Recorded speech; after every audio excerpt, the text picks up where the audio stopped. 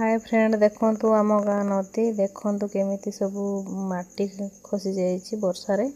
चलु आमे साग तोड़िबाकू। आम नदी रे सारू साग भी मिले किंतु आमे नबुनी अन्य साग नबु। देखंतु एई साग नबु आमे। एई साग रे बहुत प्रकार औषधीय गुण अछि। देखंतु एतिकी ही हैला साग। आमे आ गोटे जाउछु साग तोड़िबाकू एबे। देखंतु एठी भी अल्प मिली गला। पुणी आमे आउ थरे आ गोटे जगह को जीवु ना साग तोड़िबाकू।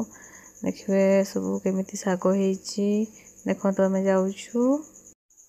देखंतु आम बिल जे एई बिल सब साइड रे साग हेछि। देखंतु बाल्टी रखा हेछि साग तोड़िबु एबे।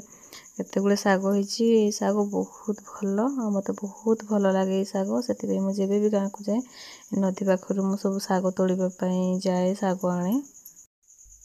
साग खाइबा मु बहुत पसंद करे। पुणी आमे गलु साग तोड़ी नदी रे देखंतु साग जदि धोई दे नदी रे तो बहुत पूरा भलो से सफा हो जाबो। सेति बे मु नदी रे साग धोई दउची।